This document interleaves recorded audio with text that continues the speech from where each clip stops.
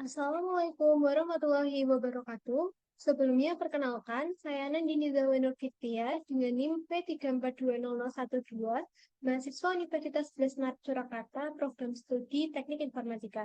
Pada kesempatan kali ini, saya akan mendemokan hasil dari tugas akhir saya, yaitu Sistem Informasi Geoportal Kabupaten Wonogiri. Jadi, sistem ini merupakan sistem informasi yang memuat informasi-informasi berupa peta, yang mana data-data dapat dikelola oleh admin yang terkait dengan kategori tersebut.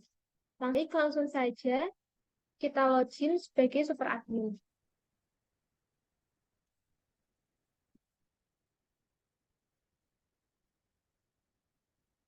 Nah, setelah super admin berhasil melakukan login, maka akan muncul dashboard super admin yang berisi data statistik dan juga grafik jumlah desa dari masing-masing kecamatan. Pada super admin ini sendiri terdiri dari beberapa menu. Yang pertama ada master kecamatan, yang mana menu master kecamatan ini berfungsi untuk melakukan manajemen data kecamatan. Data kecamatan sendiri terdiri dari kode, nama kecamatan, luas kecamatan, jumlah penduduk, dan juga warna. Warna di sini berfungsi untuk mengatur pada grafik setiap dashboard. Grafik yang ada pada setiap dashboard. Kemudian file GeoJSON. File GeoJSON ini berfungsi untuk menampilkan peta pada landing page nanti.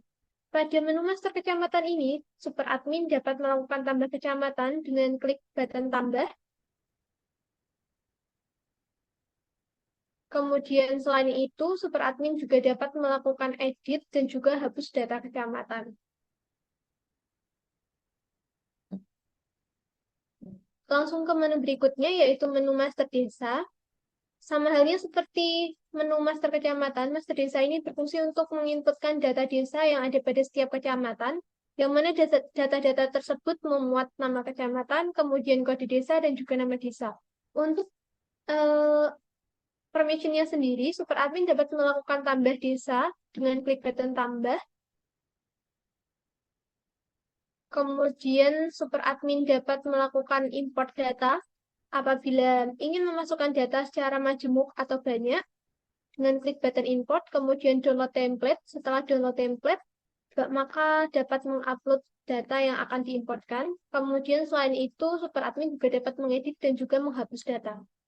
Untuk menu yang selanjutnya yaitu kategori peta. Kategori peta ini berfungsi untuk mendinamikkan menu pada landing page tadi. Di sini super admin dapat menambahkan kategori, kemudian setelah menambahkan kategori, super admin juga dapat mengedit kategori dengan klik button pensil pada kolom aksi.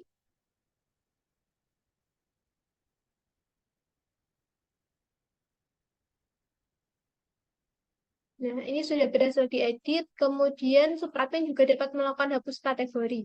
Selain itu, pada menu kategori peta ini juga dapat melakukan manajemen subkategori peta. Untuk manajemen subkategori peta sendiri, super admin dapat menambahkan subkategori berdasarkan kategori dengan klik button plus di sini, menambahkan subkategori.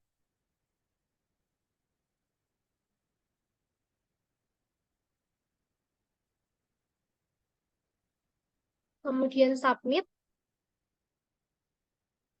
Nah, di sini otomatis akan tertambah dan nantinya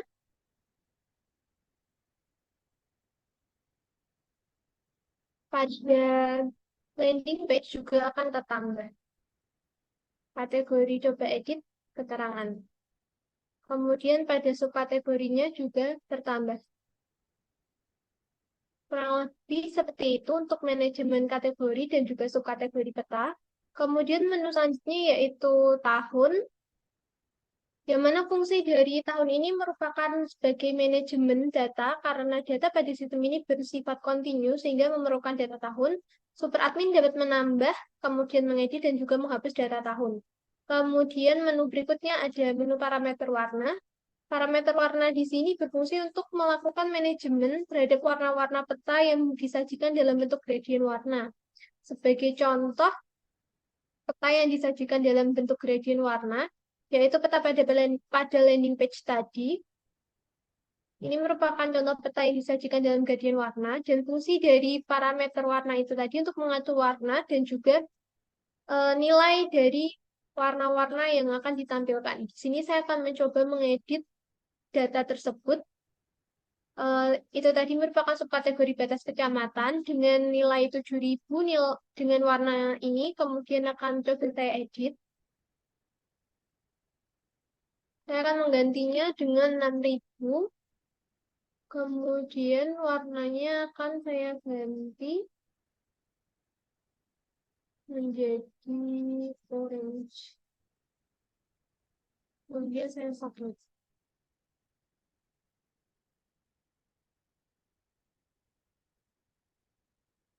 Nah, di sini batas kecamatan dengan nilai 6.000 dan warnanya juga sudah saya ganti, maka otomatis pada landing page nanti juga akan terganti. Dari warna 1.000 hingga 6.000 berwarna kuning, kemudian 6.000 hingga 12.000 berwarna coklat, dan 12.000 lebih berwarna merah. Itu tadi untuk fungsi dari parameter warna. Kemudian menu selanjutnya yaitu menu role. Menu role di sini berfungsi untuk menambahkan role dan juga menghapus role baru. Untuk sementara pada sistem informasi ini terdapat 8 role. Kemudian submenu berikutnya maksud saya ada submenu user, yang mana pada user ini super admin memiliki wewenang untuk menambahkan user baru, kemudian assign role dan juga hapus user. Assign role ini berfungsi untuk menambahkan ataupun menghapus role yang ada pada setiap user. Seperti misalnya di sini super admin, maka role-nya hanya super admin sehingga menu-menu yang diakses pada sidebar hanya menu-menu super admin. Tetapi super admin juga dapat menambahkan, misalkan ingin menambahkan role pendidikan, kemudian klik assign. Sehingga user super admin ini memiliki dua role, yaitu role pendidikan dan super admin, maka pada sidebar juga ditampilkan menu pendidikan. Selain itu juga dapat remove role yang telah ditambahkan. Nah, karena tadi role pendidikan saya remove, maka pada sidebar juga akan terremove. Kurang lebih untuk fungsi manajemen role dan juga user seperti ini. Kemudian untuk tambah user, di sini dapat menambahkan user dan juga email, kemudian password.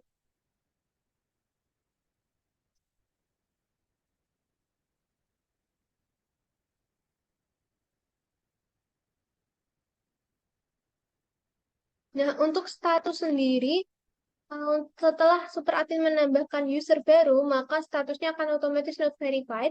Dan untuk mengubahnya menjadi verified, maka user baru ini perlu login terlebih dahulu, kemudian aktivasi melalui email.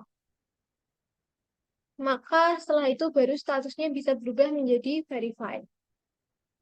Karena waktu yang singkat, maka tidak saya praktekkan. Untuk menu selanjutnya yaitu menu setting terdapat dua submenu yaitu menu profile dan juga menu slider. Fungsi dari menu setting ini sendiri adalah mendinamiskan sistem ini. Jadi untuk tampilan judul web, logo web, instansi dan lain sebagainya dapat diatur oleh admin sehingga tidak perlu mengkode ulang. Di sini admin dapat melakukan ubah data dengan klik button edit profile di sudut kanan atas. Selain itu juga terdapat menu slider, yang mana menu slider ini nantinya akan ditampilkan pada landing page di awal. Kurang lebih untuk super admin seperti ini, kemudian untuk selanjutnya akan saya lanjutkan pada user admin pendidikan.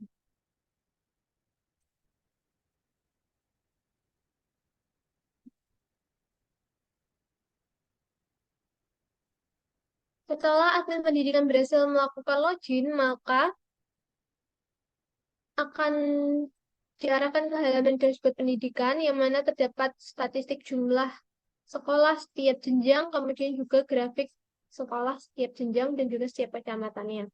Kemudian pada menu pendidikan ini terdapat dua fitur utama yaitu manajemen jenjang dan juga manajemen sekolah. Manajemen jenjang ini berfungsi untuk menambah, mengedit, serta menghapus data-data jenjang. Jenjang di sini seperti contohnya SD, SMP, SMA, dan lain sebagainya. Kemudian menu yang berikutnya yaitu menu sekolah. Menu sekolah di sini berfungsi untuk menambahkan data sekolah, mengedit, dan juga menghapus. Selain itu juga dapat melakukan import data sekolah dengan cara yang sama, yaitu dengan download template, kemudian mengimport data sesuai dengan data-data yang sudah diinputkan pada template, kemudian dapat melihat detail sekolah.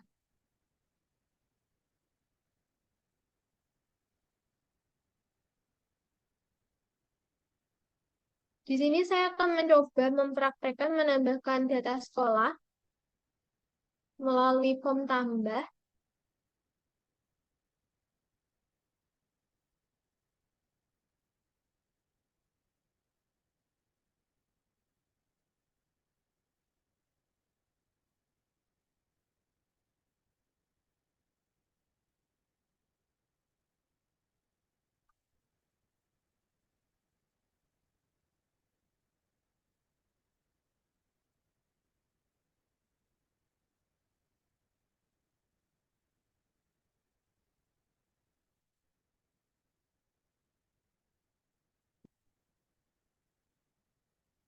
Untuk penambahan latitude dan longitude sendiri dapat dilakukan dua cara, yaitu dengan menambahkan pada form di sini, ataupun juga dapat langsung klik pada peta yang sudah disajikan di bawah. Nah, untuk supaya terlihat datanya, maka akan saya klik latitude dan longitude-nya pada waduk, kemudian klik submit.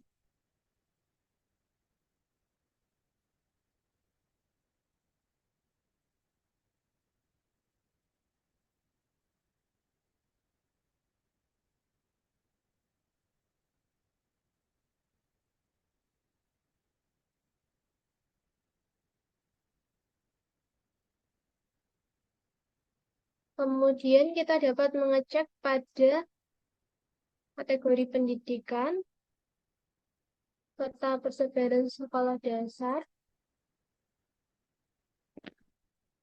Nah,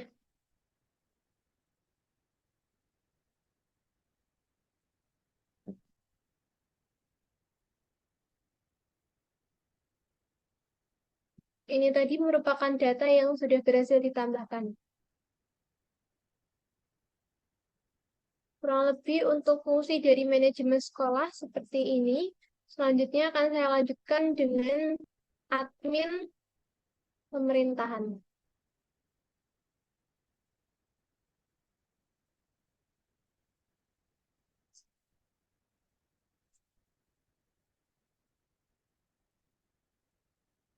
Setelah berhasil login, maka akan diarahkan pada dashboard pemerintahan yang memuat data-data statistik jumlah kantor pemerintahan, kemudian ada grafik jumlah kantor pemerintahan. Kemudian pada pemerintahan ini terdapat dua menu utama, sama halnya dengan pendidikan, yaitu ada jenis kantor. Jenis kantor di sini dibedakan menjadi empat, yaitu kantor bupati, kantor kecamatan, kantor desa, dan juga kantor dinas. Kemudian admin pemerintahan, maksud saya dapat melakukan tambah data, edit, dan juga hapus data. Kemudian terdapat menu kantor pemerintahan. Kantor pemerintahan sendiri berfungsi untuk menambah, mengedit, serta menghapus data, dan juga mengimport data. Untuk tata caranya kurang lebih sama seperti admin pendidikan. Maka akan saya lanjutkan pada admin.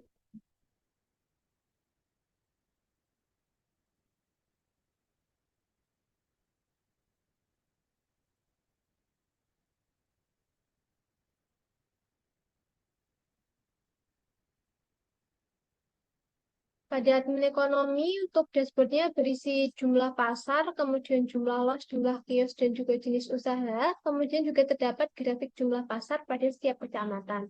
Untuk menu-menu pada admin ekonomi sendiri, yang pertama ada jenis usaha. Jenis usaha ini yang dimaksud seperti misalnya agen bus, aksesoris atau kelontong, kemudian aksesoris dan jilbab, dan lain sebagainya. Di sini admin ekonomi dapat melakukan tambah data jenis usaha, kemudian edit dan juga hapus. Kemudian yang kedua ada menu pasar.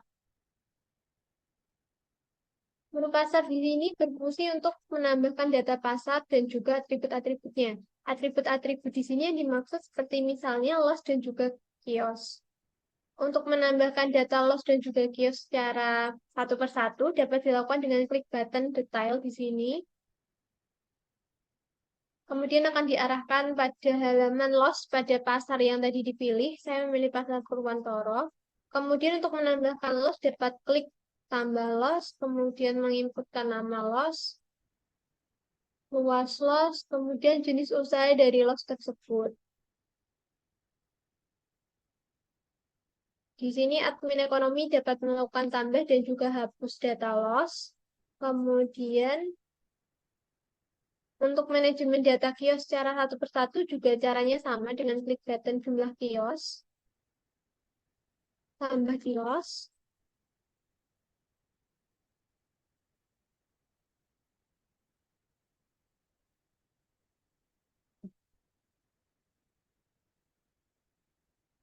Maka akan langsung bertambah pada tabel. Kemudian apabila admin ingin menambahkan data secara majemuk atau secara banyak secara langsung, admin dapat melakukannya melalui import loss ataupun import kios dengan cara yang sama, yaitu dengan download template, kemudian menginputkan atau mengupload file yang sudah sesuai. Selanjutnya, admin pertanian.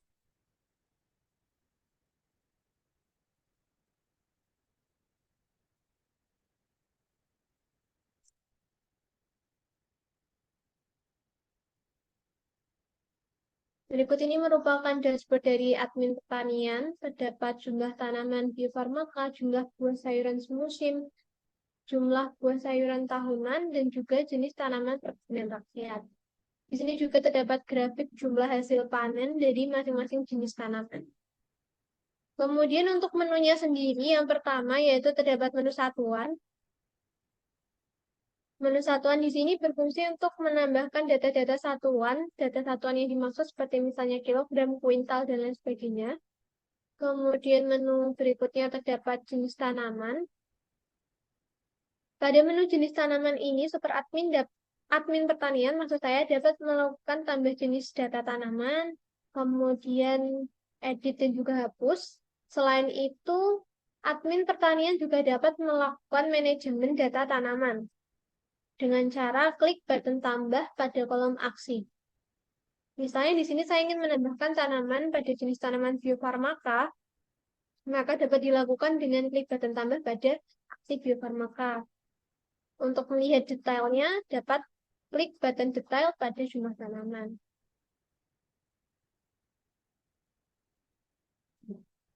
Ini merupakan jenis tanaman dari tanaman biofarmaka. Di sini dapat melakukan edit dan juga hapus data. Kemudian selain menu tersebut, menu berikutnya juga terdapat menu manajemen tanaman per tahun. Manajemen tanaman per tahun ini dapat melakukan tambah data, kemudian import data, detail, dan juga edit dan hapus data. Untuk selanjutnya, langsung saja pada halaman landing page terdapat beberapa kategori. Untuk yang kategori pertama, kategori pendidikan, terdapat beberapa subkategori yang mana dibedakan menjadi dua jenis, yaitu yang ditampilkan pada peta yang berbentuk POI atau point of interest berupa titik menggunakan latitude dan longitude yang diinputkan. Pada data sekolah ini juga dapat melakukan filter per kecamatan, data-data per kecamatan. Ini kemudian pada bagian bawah website juga terdapat data-data statistik yang sudah difilter per kecamatan. Kemudian pada kategori pendidikan, jenis peta yang kedua yaitu peta persebaran sekolah. Untuk peta persebaran sekolah di sini menggunakan bentuk penyajian data berupa gradien warna. Jadi semakin padat jumlah sekolah pada suatu kecamatan, maka warna dari kecamatan tersebut akan semakin gelap. Mungkin demikian demo proyek tugas akhir dari saya. Kurang dan lebihnya mohon maaf yang sebesar-besarnya. Wassalamualaikum warahmatullahi wabarakatuh.